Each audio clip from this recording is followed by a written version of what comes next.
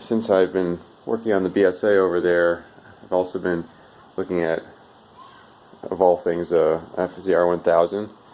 And I think I introduced this in the previous video, but I really liked the look of this and the fact that it was a 1-liter bike with a really nice aluminum frame. A lot of great technology in this bike.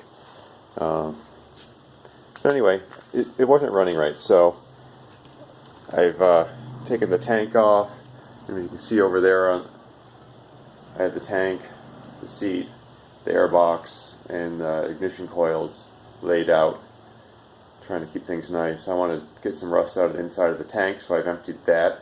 Also, the petcock handle was broken.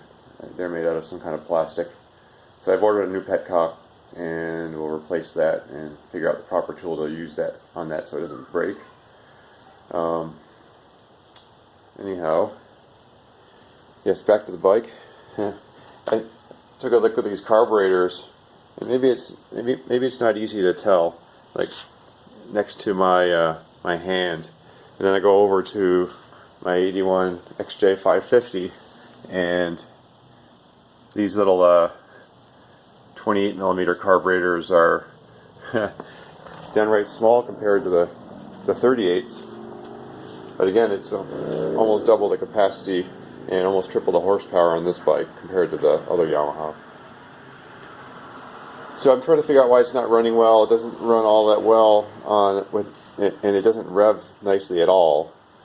So like it's a little hard taking off in first gear because you need to get the RPMs up a bit higher than you would normally.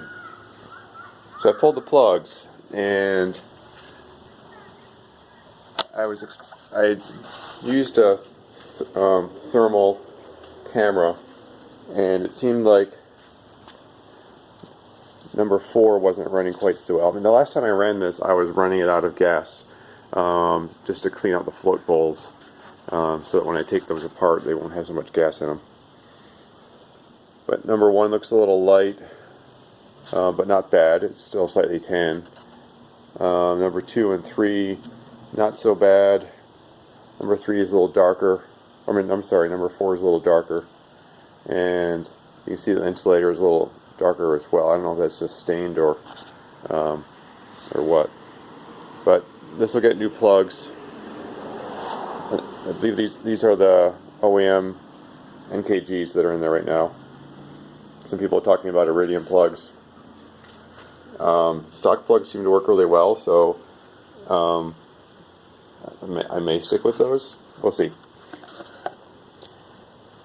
So the next thing is loosen the carb boots. I've already got the throttle cables disconnected, and I believe there's just the fuel line. And see, I'm not sure where these hoses go, but I'll figure that out shortly. They said something about overflow. Now I'm not sure what these are, because these were just connecting to a little piece on like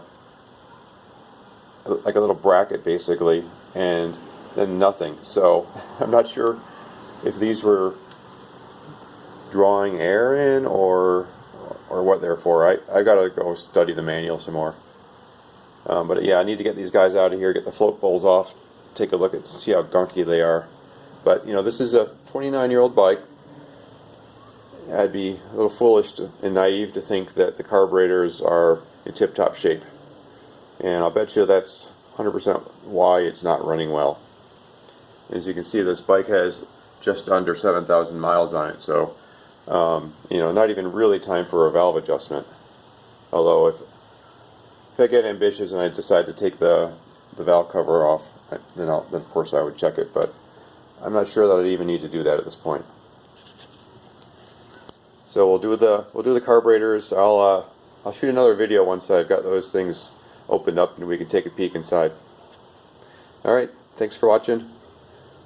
As usual, like and subscribe if you'd like what I'm putting out. Bye.